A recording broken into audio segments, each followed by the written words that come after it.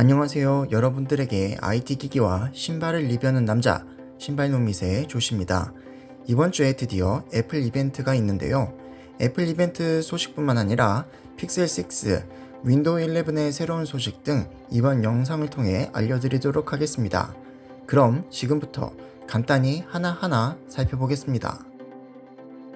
PC 스토리지 하드웨어인 SSD를 가지고 가상화폐 채굴을 할 수 있는 치아 코인이 최근 급락하자 일부 치아 채굴에 사용된 SSD 모델이 재포장되어 판매되고 있다는 소식이 전해졌습니다. 이 소식은 외신 VN 익스프레스를 통해 전해진 것으로 치아 코인 채굴에 투자했던 일부 채굴러들과 투자자들이 현재 가격 손실을 감수하고 채굴에 사용됐던 SSD와 HDD를 판매하고 있다는 내용인데요. 새 제품들 사이에 일부 중고 재포장 제품을 섞어 판매한다는 게 제일 문제인데 아직 국내에는 유입이 없는 걸로 확인되고 있지만 그래도 중고 거래 시에 다소 주의가 필요할 것으로 보입니다.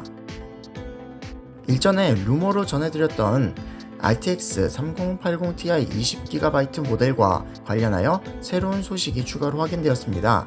한 러시아 온라인 쇼핑몰에 기가바이트의 어로스 네이밍을 가진 4개의 모델이 등록된 정황이 포착되었는데 러시아 유튜버가 공개한 영상에 따르면 RTX 3080 Ti 20GB 모델이 GPU, Z사진 및 이더리움 채굴 성능이 최대 94.04를 보였다는 영상이 공개되었습니다. 일단 이러한 것만 봐도 실존했다는 것인데 실제 출시가 될지는 더 지켜봐야 될 것 같습니다. 엔비디아의 차세대 그래픽카드와 관련하여 최근 새로운 루머가 전해졌습니다.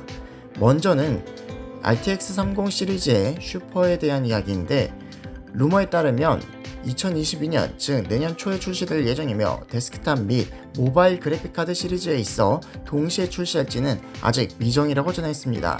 만약에 출시된다고 하면 모든 그래픽카드 시리즈가 아닌 일부 모델에 한정 슈퍼가 붙여 출시될 것으로 예상되고 있으며 공정은 기존 삼성 8nm 공정을 적용할 것으로 보입니다. 다음으로 RTX 40 시리즈 러브레이스에 대한 소식입니다. RTX 40 시리즈의 경우엔 2022년 10월 출시를 목표로 하며 공정과 관련된 소식도 있는데 삼성 8nm 공정이 아닌 TSMC의 최신 5nm 공정을 적용할 예정이라고 전했습니다. 하지만 지금까지 전해드린 정보는 루머인 만큼 슈퍼 시리즈의 출시도 지켜보셔야 될 것 같으며 저번에 언급한 21GBps 스펙을 가진 GDDR6X 탑재한 차별화를 둔 모델의 출시도 충분히 가능성이 있다고 할 수 있을 것 같습니다. 인텔의 차세대 CPU인 엘더레이크에 공식 대응되는 기가바이트 일부 Z9690 메인보드가 최근 해외 온라인 쇼핑몰에서 제품 등록이 된 정황이 포착되었습니다. 등록된 메인보드는 어로스 마스터 엘리트 메인보드인데 스펙을 보면 4X DDR4가 있는 것을 보아 엘더레이크에서 DDR5를 지원한다고 한 만큼 DDR4와 DDR5를 동시 지원할 것으로 보이며 출시 가능성도 보입니다. 구글이 전략 스마트폰 픽셀 6 시리즈의 첫 번째 프로모션 영상을 공개했습니다. 구글은 지난달 픽셀 6 시리즈의 렌더링을 공개했지만 이번에서야 공식적인 실물이 등장했습니다. For all you are 라는 슬로건을 담고 있는 30초 분량의 프로모션 비디오는 픽셀 6 시리즈 최초 적용된 커스텀 텐서 칩셋을 보여주며 안드로이드 12 머터리얼 U 디자인 및 다이나믹 컬러 테마도 소개했습니다. 참고로 구글은 내달 19일 하드웨어 이벤트를 열고 픽셀 6 시리즈를 공식 발표할 것으로 알려졌습니다. 구글이 차세대 안드로이드 12 정식 업데이트가 초읽기에 들어갔습니다. 구글은 현재 안드로이드 12의 5번째이자 마지막 공개 베타 빌드를 공개했습니다. 이번에 공개된 베타 5 버전은 RC 버전으로 이후에 배포되는 빌드는 최종 버전이라고 할 수 있습니다. 빌드 넘버는 SPB 5.210812.002이며 버그 수정 및 최적화가 이루어졌습니다. 앞서 소개시켜드린 픽셀 6 시리즈가 내달 19일 하드웨어 이벤트가 열릴 것으로 보이는데 그 전에 새로운 OS를 공개해야 하는 만큼 최종 버전은 몇 주 후인 9월 말 출시될 가능성도 있을 것 같습니다. 중국 스마트폰 제조사 샤오미는 공식 블로그를 통해 곧 발표될 Mi 11T 시리즈부터 3세대 안드로이드 OS 업데이트를 포함해 최대 4년 동안 보안 업데이트를 제공할 예정이라고 밝혔습니다. 또 샤오미는 기존에 출시된 모델에 대해서도 4년 업데이트 적용을 검토하고 있으며 현재 삼성전자가 2019년 이후 출시된 스마트폰과 태블릿에 대해 최소 4년 보안 업데이트를 제공하는 것을 따라가는 것으로 보입니다.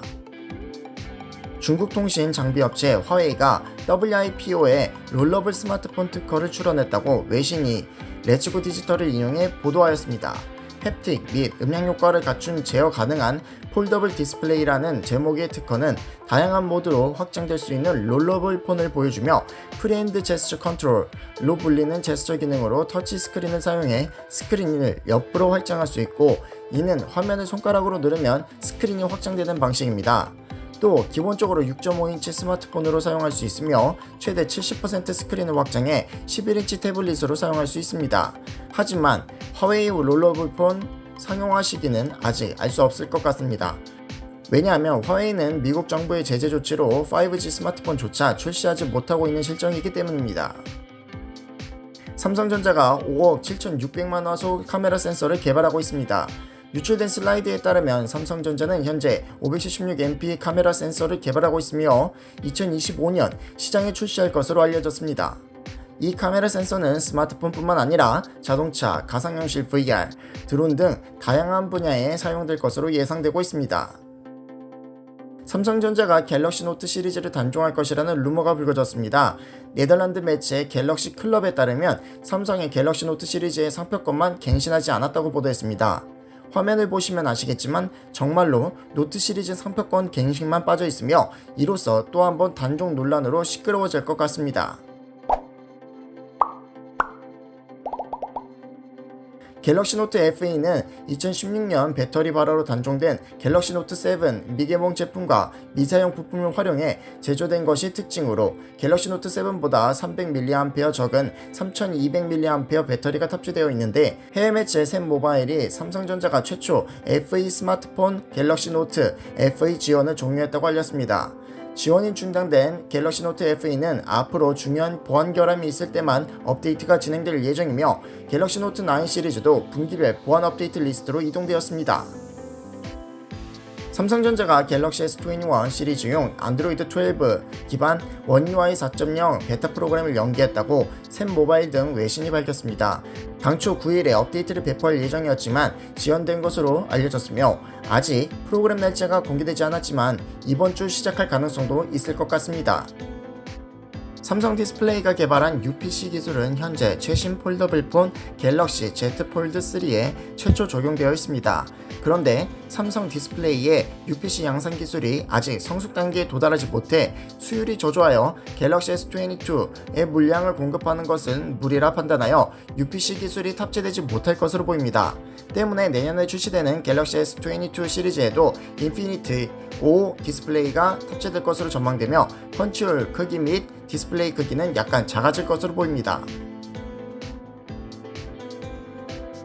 삼성전자 차세대 전략 스마트폰 갤럭시 S22 시리즈가 올 연말 출시될 수 있다는 루머가 돌고 있다고 샘 모바일이 전했습니다. 삼성은 지난 몇 년간 갤럭시 S 시리즈의 출시 시기를 앞당기고 있으며 갤럭시 S20 시리즈는 2월 11일, 갤럭시 S21 시리즈는 1월 14일 공개되었습니다. 그리고 무엇보다도 11월 중 갤럭시 S22 시리즈 양산을 시작할 것으로 알려지면서 12월 중 정식 발표될 가능성이 있다고 보는 것 같습니다. 외신에 따르면 삼성의 미발표 갤럭시북 노트북이 최근 유저 벤치마크 웹사이트에서 발견되었다고 합니다. 차세대 갤럭시북은 갤럭시북 라인업에서만 볼 수 있는 삼성 MP930QED라는 특별한 코드명을 사용하고 있으며, 정보에 따르면 차세대 갤럭시북은 14코어 및 20스레드의 엘더레이크 P CPU로 구동되는 것으로 되어 있습니다. 이 CPU는 성능에 초점을 둔 6개의 골든코브 및 전력 효율에 초점을 둔 8개의 그레이스몬트 코어로 구성된 것이 특징이며, 표기된 평균 클럭은 2.25GHz로 벤치마크에 사용된 CPU는 초기 프로토타입으로 추정됩니다. 또 이 칩은 XeLP 그래픽 아키텍처를 기반으로 하는 아이리스 Xe 통합 GPU와 함께 제공되며, 이밖에 PM9A1 256GB NVMe SSD 및 16GB DDR5 4400 메모리를 장착했습니다. 외신은 차세대 갤럭시북이 인텔 12세대 코어 i7 및 i5 옵션이 포함된 CPU 구성을 기반으로 하며 약 $800에서 $1300 사이에 미국 시장에 출시될 것으로 예상된다고 전했습니다. MS의 차세대 OS 버전인 윈도우 11과 관련하여 최근 새로운 소식이 전해졌습니다. 먼저 CPU와 램에 대한 최적화 부분인데 MS 엔터프라이즈 관리 부사장인 스티브 디스펜서는 윈도우 11에서 변경된 시스템 변경 사항으로 인해 CPU는 평균 37%, 램은 32% 사용량을 절약할 수 있다고 밝혔습니다. 뿐만 아니라 일전 인텔에서 발표한 내용에 따르면 윈도우 11의 경우 자세 하이브리드 CPU 아키텍처에 보다 최적화되어 기존 윈도우 10 대비 윈도우 11이 더 향상된 성능과 및 효율을 보여준다고도 발표한 바 있으며 앞선 최적화된 OS를 통해 절전 모드에서 절전 모드가 풀리는 속도에 있어서도 향상된다고 덧붙여 말했습니다. 이와 관련하여 MS의 차세대 OS인 윈도우 11의 공식 출시일은 10월 5일로 예정되어 있으며 그에 대응하는 인텔의 하이브리드 CPU인 엘더레이크의 출시는 다가오는 10월 27일의 발표를 기반으로 11월 중순 중 출시할 것으로 현재 예측되고 있습니다.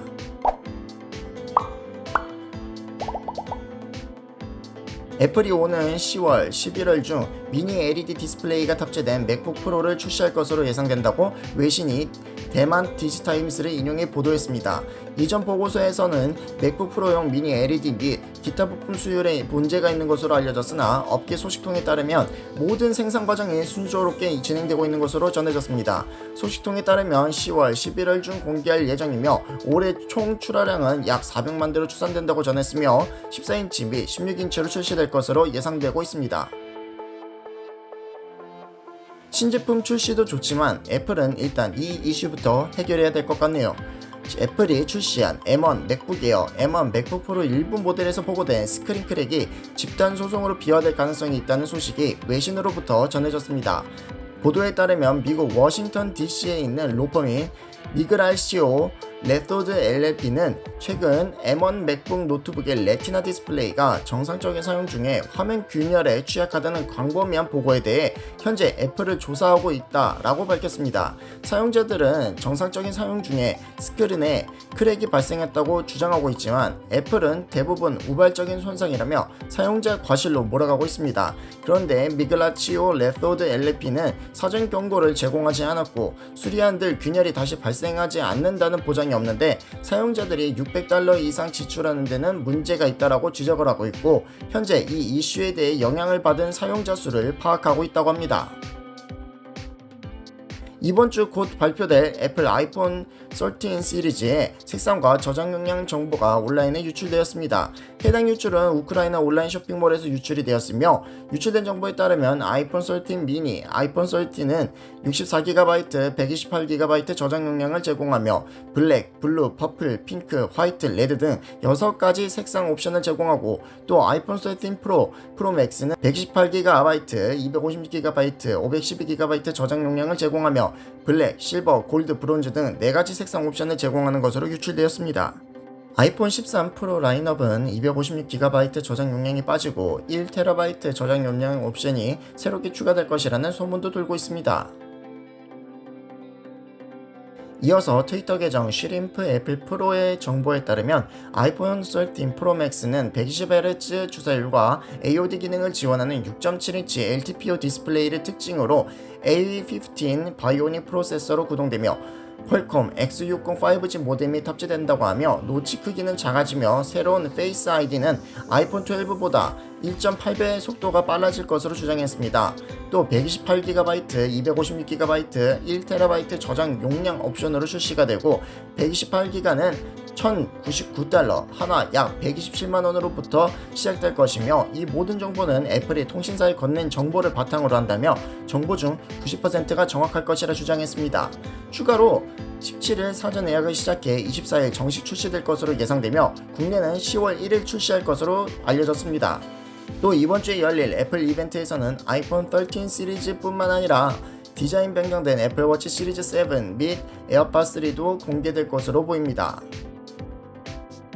애플이 내년에 출시할 아이폰 14 프로 라인업에 대해서 디스플레이에 페이스 아이디가 내장될 가능성이 있다고 맥, 루머스 등 외신이 디스플레이 전문 시장 조사업체 DSCC CEO인 로스 영을 인용해 보도했습니다. 보도에 따르면 아이폰 14 시리즈는 6.06인치 아이폰 14, 아이폰 14 프로, 6.68인치 아이폰 14 맥스, 프로 맥스 등 4종으로 출시될 것으로 보이며 이 중 프로 맥스 모델에만 LTPO OLED 디스플레이가 탑재될 것으로 알려졌습니다. 특히 영 CEO는 아이폰 14 프로 및 프로 맥스 모델의 펀치홀 디스플레이와 함께 언더 디스플레이 페이스 ID도 개발 중이라고 주장하고 있어 이목이 집중되고 있습니다. 아직 어떻게 될지 모르겠지만 보급형은 노치 디자인이 사용될 것 같습니다. 애플의 아이폰 14 정보가 벌써부터 쏙쏙히 나오고 있는데요. 유명 팁스터 존 프로서가 공개한 아이폰 14 렌더링을 보면 노치가 제거되고 펀치홀 디자인이 적용된 디스플레이를 볼 수 있으며 후면에 카툭티가 제거돼 평평해진 모습도 볼 수 있습니다. 그리고 해외 분석가들이 내놓은 정보를 종합하면 애플은 내년부터 노치를 단계적으로 제거할 것으로 보이며 가장 먼저 아이폰 14 프로 라인업에서 제거될 가능성이 높아 보입니다. 자, 여기까지 많은 정보를 전달해 드렸습니다. 새로운 한 주의 시작인 월요일 하루가 마무리되어 갑니다. 이번 주는 일교차도 큰데 주간에는 31도까지 올라가는 매우 더운 날도 있을 것 같은데 식중독 조심하시고 건강관리 잘하는 한 주가 되길 바라겠습니다. 그럼 지금까지 영상 봐주셔서 감사드리며 이번에 전해드린 소식들에 관한 여러분들의 생각을 아래 댓글로 남겨주시고 덤으로 좋아요, 댓글, 구독도 해주시면 감사하겠습니다. 그럼 여러분들에게 IT 기기와 신발을 리뷰하는 남자 신발놈 이세조씨는 다음 영상에서 찾아뵙겠습니다.